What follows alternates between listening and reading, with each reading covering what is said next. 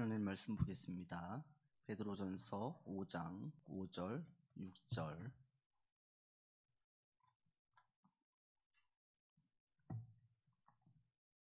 베드로전서 5장 5절과 6절.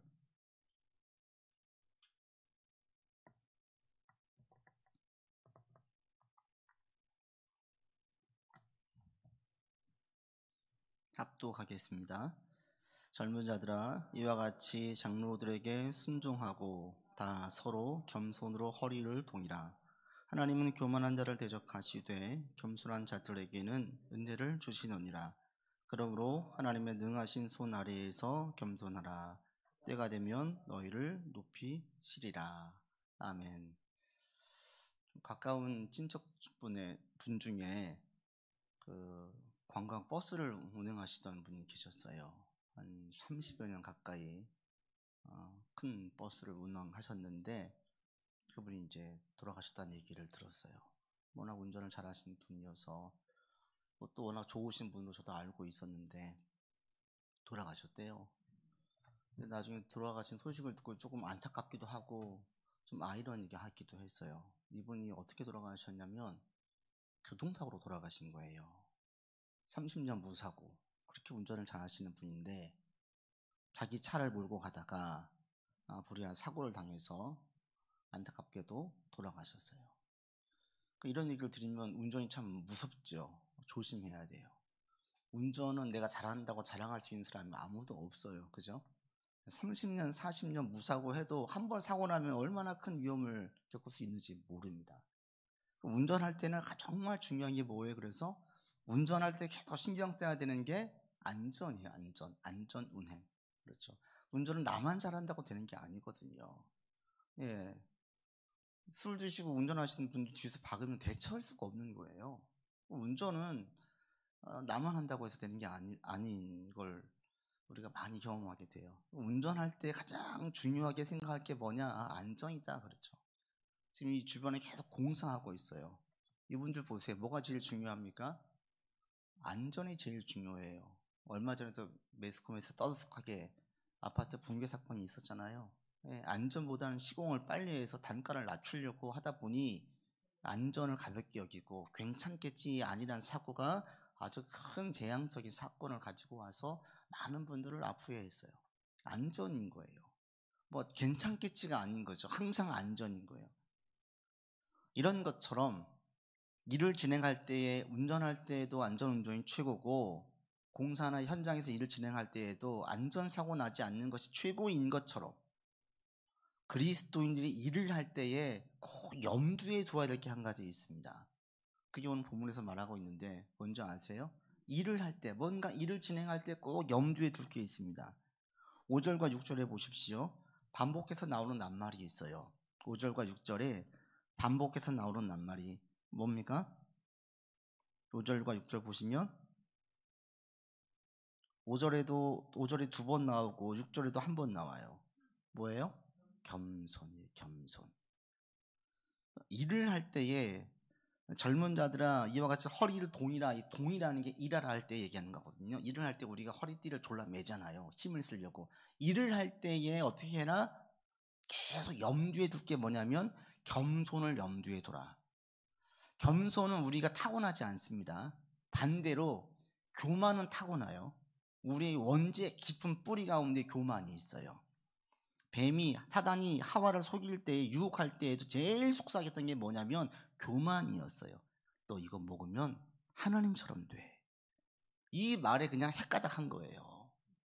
인간은 죽을 때까지도 계속 교만이 잔재했대요. 어느 분이 그랬어요. 죽을 때까지 있는 게 교만의 죄다. 아니 죽은 다음에 그 수위에 남아있는 죄가 있는데 그게 교만이더라는 거예요. 그러니까 우리는 겸손하지 않아요. 우리는 겸손한 존재가 아니에요. 그래서 사도 베드로가 말씀하실 때에 일을 진행할 때 계속 염두에 둘 게 뭐냐면 겸손해야지. 이걸 계속 염두하라는 거예요. 안전운전해야지. 운전할 때 사고 나지 않게 안전 점검해야지. 일을 진행할 때 그런 것처럼 그리스도인들은 일을 할 때에 뭔가 진행할 때에 겸손해야지. 자꾸 의식하라는 거예요. 여러분 일을 진행할 때 겸손할 수 있기를 바랍니다. 왜 겸손하라고 이야기하냐? 여러분 보십시오. 왜 그렇게 이야기하는지. 5절에 보시면 하나님께서 어떤 자를 대적하십니까? 교만한 자를 대적하세요. 대적한다라는 것은 원수되는 거예요. 교만한 자는 겸손의 반대가 교만이지요. 겸손하지 않는 자, 교만한 자는 하나님께서 매를 들어요. 회초리 들어요. 하나님의 은혜와 보호가 없어요. 일을 진행하는데 팍팍해요. 어려워요. 계속 안 좋은 일이 생겨져요. 물론 시련인 경우도 있지만 그렇지 않고 하나님의 보호가 없는 경우도 있어요. 오히려 하나님께서는 이런 사람들을 혼을 내시죠. 구약의 대표적인 게 광야 시대 이스라엘 백성들이었습니다. 이 목이 곧은 백성들, 깨우침도 없어요. 감사도 없어요. 늘 불평 불만이고 조금만 힘들면 예전으로 돌아가요. 자기의 생각에서 벗어나지 않아요. 이게 교만한 거예요. 교만하게 되어지면 하나님의 도움을 받을 수가 없어요. 아무리 기도를 해도, 열심히 기도해도 내가 교만하면 이게 사실은 앞뒤가 맞지 않는 말이거든요. 기도 열심히 하는데 교만하다, 그럴 수는 없어요. 사실은 기도하는 게 제대로 된 기도를 하지 않기 때문에 그렇게 갈 수 있는 현상이 벌어지는데, 온전한 기도가 아닌 자기 것을 추구하고 얻기 위해서 막 애를 쓰는 분들의 그 기도는 사실은 안타깝지만 그 기도의 시간과 노력에 비해서 응답이 없어요. 왜? 그 안에 교만함이 있기 때문에. 교만함이 있으면 응답이 있을 수가 없어요. 왜? 5절에 말씀하고 있잖아요. 교만한 자를 하나님 대적하시거든요. 은혜 주시지 않아요. 그럼 우리가 왜 겸손을 준비해야 돼요? 5절 말씀에 나와 있습니다. 겸손한 자들에게 은혜를 주시거든요. 은혜. 은혜라는 게 뭐냐? 하나님의 도우심, 하나님의 보호하심, 하나님의 인도하심, 하나님의 살아계심, 이런 모든 것들을 아우르는 말이에요. 은혜를 주신대요.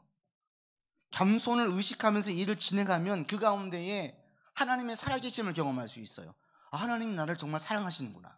나를 진짜 좋아하시는구나. 나를 진짜 보호하시는구나. 내가 진짜 하나님의 자녀구나. 자꾸 이런 경험들을 하게 해요. 선배 목사님 그러셨어요. 이게 기복적인 얘기인 것 같은데 자기가 신학교 동기들을 쭉 보니 큰 어려움 없이 잘 풀려지는 분들이 있더라 이거예요. 그런가 하면은 참 큰 어려움들, 부침이 심한 가정들도, 심한 목회를 하는 분들도 있더라. 이게 정답은 아닌데 자기가 보니까 희한하게도 집안에 기도하는 분들이 많으면 형통한 경우가 많더래요. 그러니까 자기 그래요. 주지 먼저 전제를 해요. 이거 기복적인 건 나도 아는데 이런 일들이 있어. 실질적으로 많아. 실질적으로 그런 걸 많이 보게 되어져요. 기도를 막 해주시는 분들이 많으면 순탄하게 풀려지는 경우가 많아요. 그런데 기도보다도 더 중요한 게 있습니다. 그게 뭐예요? 겸손으로 늘 의식하면서 일하시는 분들, 이런 분들은 하나님의 은혜를 경험해요. 그래서 우리가 겸손해야 되는 거예요. 저도 순간순간 겸손하지 않을 때가 있어요. 막 뭐가 잘 풀려지고 그러면 신이 나가지고 저도 모르게 그냥 막 업돼 있어요. 근데 이게 다 우리예요. 우리가 다 이래요. 그런데 겸손을 계속 의식하면서 아니야, 운전할 때 사고가 제일 중요해, 제일 위험하지, 안 되지, 이런 것처럼 아니야, 일을 진행할 때 그리스도인으로서 하나님의 은혜를 내가 경험하려면 겸손해야지, 이렇다라는 겁니다. 여러분, 하나님의 은혜를 정말 받는 그런 삶을 살기를 원합니다. 하나님은 지금도 살아계시고 지금도 역사하시고 지금도 우리의 삶에 개입하시는 분이지요. 진짜 인도하세요, 보호하세요, 도와주세요. 어떤 자에게? 겸손함을 계속 의식하면서 일하는 자에게. 여러분이 이번 한 해 계속 의식하면서 일하시기를 바랍니다. 어떤 일을 진행할 때 일을 진행되어지는 거 좋지요. 이게 앞서다 보면 우리도 모르는 사이에 이게 앞서갈 수가 있어요. 마음이 앞설 수가 있어요. 말이 앞설 수가 있어요. 여러분 가운데 이게 겸손하도록 계속 내가 의식하면서 살 수 있기를 바랍니다. 겸손한 자에게 하나님께서 은혜를 베푸세요. 또 하나 6절에 보십시오. 겸손한 자에게 어떠한 복이 있습니까? 겸손한 자에게 하나님께서 높여주셔요. 높여주셔요. 세상에는 높임받는 유형이 크게 세 가지가 있어요. 하나는 자기가 스스로를 높이는 사람, 늘 자기가 자기를 높이는 사람이 있어요. 또 한 부류의 사람은 주변 사람들이 그를 높이는 사람이 있어요. 저 사람 대단해, 칭찬하는 사람이 있어요. 또 한 부류의 사람이 있습니다. 하나님이 높여주는 사람. 자기가 자기를 높이는 사람들은 늘 자기 자랑하죠. 내가 어느 대학을 나왔는데, 내가 어떤 일을 했는데, 내가 어떤 사람인 줄 알아? 계속 자기 얘기를 해요. 근데 이런 얘기를 할 때에 진짜 그런 일들을 이루었고 지금도 그런 지위를 누리고 있으면 다 주변에서 인정을 해요. 아, 그래, 저 사람은 쟤는 잘난 척 할 만해. 그렇게 얘기를 해요. 그러다가 그게 무너지면 그 인정이 다 의미가 없어지죠. 주변 사람들이 칭찬해 주는 것도 이게 유효기간이 짧아요. 저 사람 대단해, 대단해, 막 칭찬했었어요. 근데 그러다가 저 사람이 이런 거죠. 건강은 타고났어, 정말 타고났어, 대단해. 그러다가 딱 한번 암에 걸리면 그게 다 의미가 없어져 버리는 거예요. 저 사람이 이루어놓은 모든 성과를 봐봐, 정말 대단해, 업적이 대단해, 이번에도 저 회사에 엄청난 흑자를 남겼어. 그러다가 한번 삐끗하면요, 큰 책임 맡아가지고 큰 흑자를 낸 분들은 큰 적자를 낼 수도 있거든요. 한번 삐끗하면 그냥 무너지는 거예요. 사람들의 칭송과 칭찬은 한순간에 무너질 수 있어요. 그러나 하나님이 높여주시는 사람, 하나님이 세우는 사람은 그 칭찬이 무너지지 않습니다. 왜요? 사람들에게서 하나님이 높여주셔서 사람들이 그를 보고 칭찬하는 것들은 어떤 결과물, 그에게 있는 능력을 보고 칭찬하는 게 아니거든요. 그를 보호하시는 하나님을 보고 칭찬하는 거예요. 너를 보니까 참 신이 있긴 있나 보다, 이런 얘기들. 믿지 않는 사람들이 너는 참 희한해, 희한해, 안 될 것 같은데 된다. 점점 사람들이 내 말을 주목하게 되고 나를 높게 평가하게 되어지고 나를 존중해 주는 거예요. 내 속에서 하나님의 속성, 또 내 삶에서 하나님의 보호, 하나님의 은혜를 그들이 보면 점점 사람들이 나를 높여요. 물론 그렇지 않는 사람들도 있죠. 모든 사람들이 나를 높이는 사람이 있습니까? 없어요. 그건 없고 점점 하나님께서 높여주시는 사람이 있다는 거예요. 하나님께서 높여주면 사람들의 칭찬과 높임과 존귀 여김이 따라와요.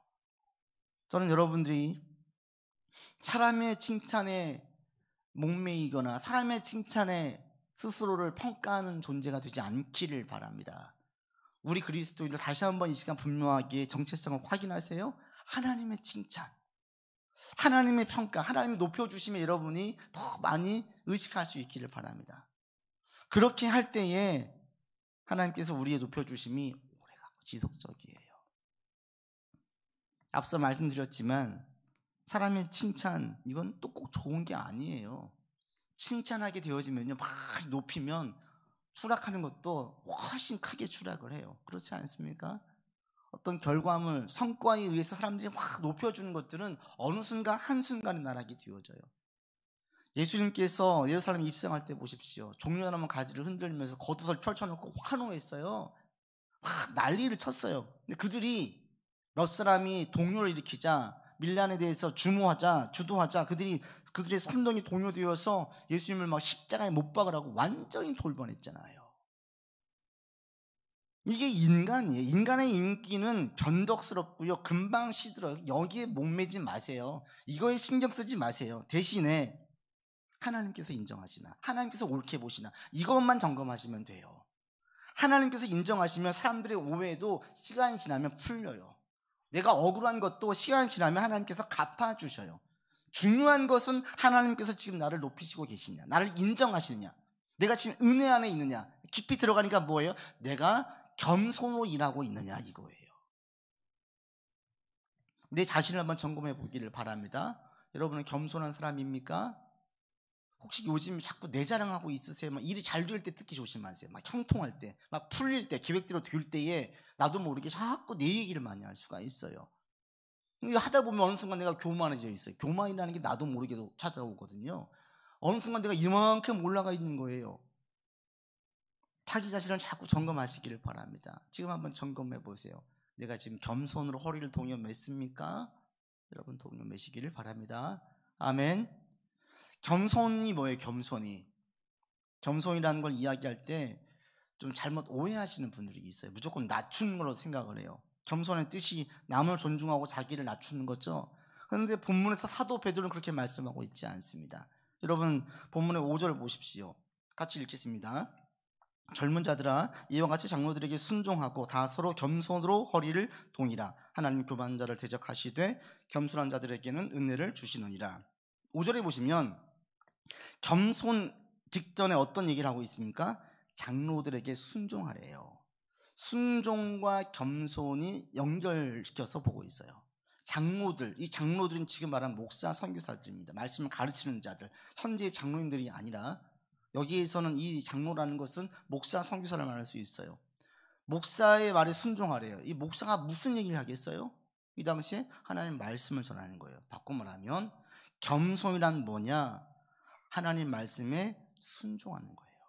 우리는 자꾸 낮추는 거, 하나님 저는 정말 부족합니다. 저는 죄인입니다. 이렇게 저는 할 줄 아는 게 별로 없습니다. 이렇게 고백하는 게 겸손을 생각하기 쉬운데 지금 베드로가 말하고 있는 겸손은 그게 아니에요. 뭐예요? 말씀에 순종하는 거예요. 이 순종이라는 걸 여러분 분명히 아셔야 되는데, 순종이라는 것은 하나님 제가 따르겠습니다, 이 듣는 것만 의미하지 않습니다. 듣고 따르는 게 함께 포함되어져 있어요. 반대로 생각해 보십시오. 교만한 사람은 듣지 않아요. 남의 말을 듣지 않아요. 사람의 말을 듣지 않아요. 자기가 제일 대단한 거예요. 그러다 보니 인간의 지혜를 경험하지 못하죠. 그러니 이런 사람들은 하나님의 말씀도 들리지 않아요. 그러니 인생에 대해서 하나님의 지도와 교훈을, 그 삶이 있겠습니까? 전혀 없겠죠. 겸손한 사람은 하나님의 말씀을 귀담아 듣는 사람, 그리고 그 말씀을 실천하려고 애를 쓰는 사람, 순종이 이걸 다 포함합니다. 듣고 그래 좋다 해야지, 이게 끝이 아닌 거예요. 이걸 잘 보여주는 게 뭐가 있냐면 요즘 많이 나오고 있는 음악 경연 프로를 보면 알 수 있어요. 저도 즐겨보는 프로인데 거기에 보면은 예선을 통과해서 본선에 올라온 분들을 보면 이제 심사위원들이 노래를 부르고 나면 평가하죠. 그리고 조언을 해줘요. 다 경청합니다. 그런데 그 다음 스테이지에서는 그것을 듣고 어떻게든 녹아내려고 애를 쓰는 가수가 있고요, 참가자가 있고요, 어떤 사람들은 그냥 그것을 포기하거나 흘려버리거나 드러나지 않는 참가자가 있어요. 누가 후한 점수를 받겠습니까?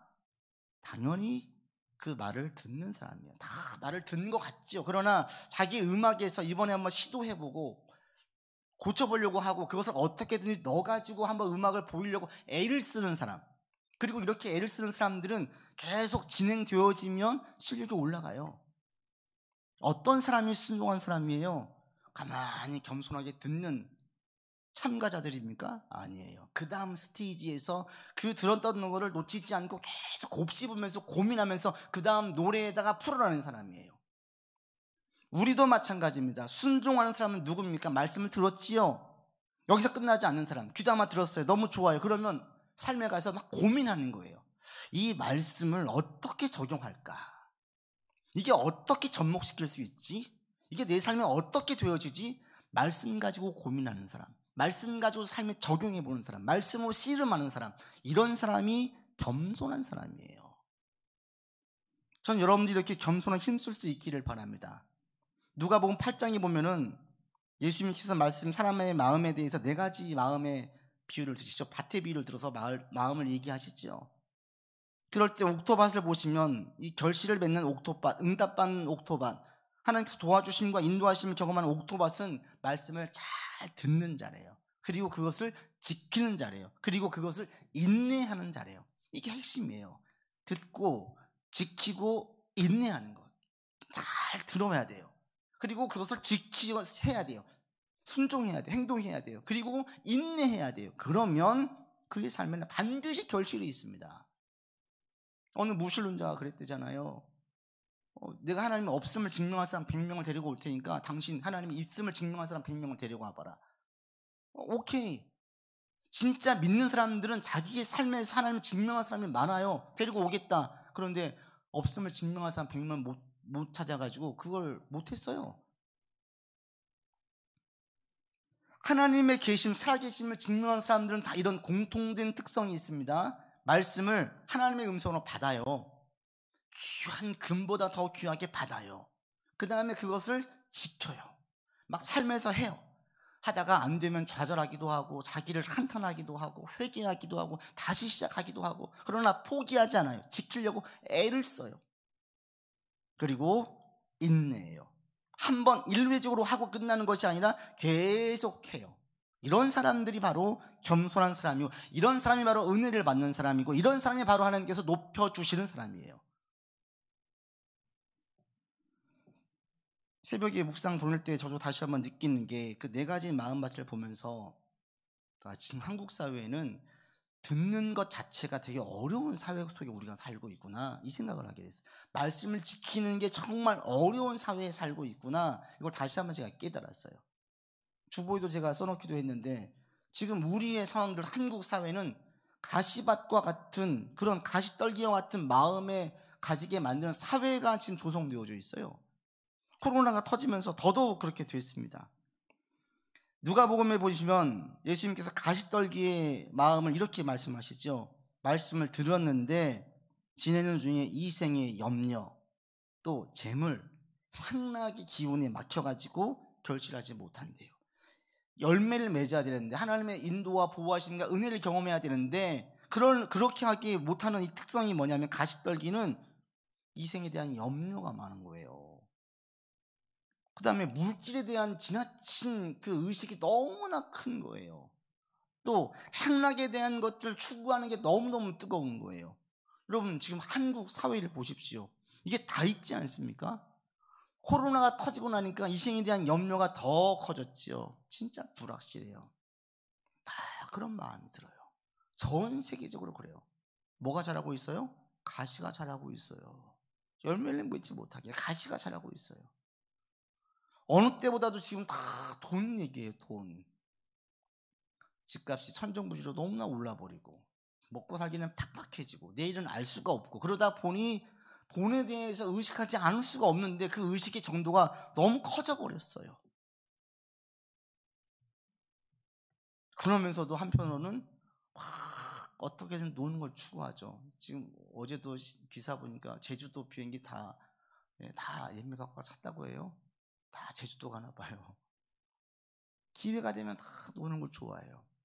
이런 것 자체가 악하다는 게 아니라, 이런 사회가 조성되어지다 보니 그냥 이렇게 이 사회 속에서 막 살다 보면 내 속에 가시가 자라고 있다는 것을 아셔야 돼요. 가시가 자라면 말씀을 맺지 못하게 만든다는 겁니다. 여러분 스스로도 한번 살펴보실 수 있기를 바랍니다. 지금 내 가운데 혹시 가시가 있는 것은 아닌가? 내 마음에 지금 가시가 있지 않는가? 여러분 혹시 살면서 지금 미래에 대한 계획이 지나쳐가지고 늘 걱정 가운데 있으세요? 이게 너무나 걱정스러운 거야. 이게 이생에 대한 걱정이 하다 보니 너무 많다 보니까 막 불안해. 잠을 못 자겠어. 혹시 이런 가운데 있으세요? 가시가 막 자라고 있는 거예요. 다들 지금 특히 20대, 30대, 40대까지, 20, 30대가 지금 너무나 많이 좌절하고 있대잖아요. 안타까운 현실이죠. 평생 돈을 벌어도 집을 못 산대요. 예전에 60대, 70대 어르신들 그렇지 않았어요. 직장에서 일하고 성실하게 살면 집 한 채 장만하기가 쉬웠어요. 지금 이게 안 되는 거예요. 이런 좌절의 시간, 상황들이 만들어지다 보니까 부자 되고 싶은 욕구가 너무나 강해요. 이게 지나치게 강해서 모든 생각이 다 물질에 집중되어져 있는 거예요. 물질에 막 모든 생각이 집중되어져 있으면 속에서 가시가 자라는 거예요. 그러면서도 아이러니하게도 감각적인 거 대단히 추구하잖아요. 더 자극적인 거, 더 감각적인 거, 더 향락을 즐길 수 있는 것들, 이런 놀이에 더 빠지게 되어지, 이런 즐거움에 더 빠지려고 해요. 이런 것들이 하나님의 말씀을 지키지 못하게 만든다는 겁니다. 여러분은 한번 돌아보시기 바랍니다. 지금 내 안에 가시가 있습니까? 가시가 있으면 이 시간 다 잘라버리시기 바랍니다. 성령의 검으로 가시를 잘라내세요.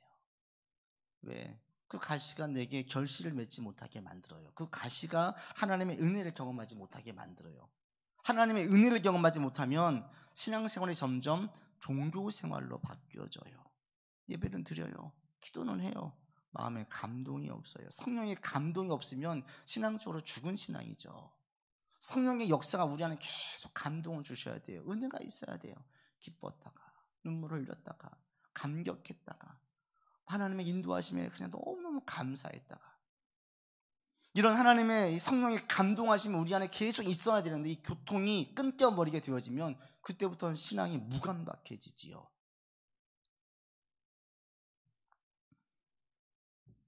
내 안에 어떤 가시가 있다면 그 가시를 반드시 제거하시기 바랍니다. 아멘. 청해야 돼요.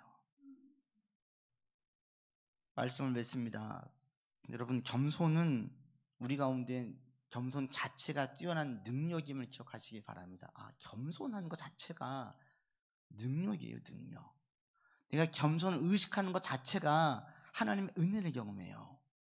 하나님 나를 높여주심을 경험해요. 하나님의 살아계신, 나를 사랑하심, 나를 인도하심, 보호하심을 경험해요. 여러분들 같이 우리가 기도하고 있어요. 여러분들이 기도할 때마다 정말 주의 은혜를 많이 경험하기를 원해요. 저도 열심히 중보하고 있습니다. 그러나 가장 중요한 것은 여러분들 스스로 마음을 살피는 겁니다. 오늘 한번 살피시면서 내 마음이 지금 겸손함 가운데 일하고 있는가? 겸손한 것은 한없이 자기를 낮추는 것이 아니라 말씀 앞에 다 내려놓는 거예요. 말씀 앞에 내 이성도, 내 생각도, 내 경험도, 내 주장도 다 말씀 밑으로 꿇어 굴복시키는 거예요. 그리고 나가보세요. 하나님의 은혜, 인도하심, 도우심, 보호하심을 경험하게 되어지고 나를 높여주신 하나님을 여러분 보게 될 것입니다. 올 한 해 일을 진행하실 때에 겸손으로 허리를 동여 매시고 일하시기 바랍니다. 계속 의식하세요. 겸손 의식하면서 이번 한 주간 올 한 해를 살 수 있기를 바랍니다. 아버지 하나님, 겸손으로 허리를 동여 매기를 원합니다. 우리에게 은혜 주시는 하나님, 우리를 높여주시는 하나님, 겸손한 자에게 은혜를 주시고 겸손한 자를 높이십니다. 아버지 하나님, 우리가 겸손한 자 되기 원합니다. 겸손하여 주의 은혜를 받고 주의 높임을 경험하기를 원합니다. 하나님, 겸손한 자로 살게 도와주시고 서게 인도하여 주시옵소서. 감사드리며 예수 그리스도 이름으로 기도드립니다. 아멘.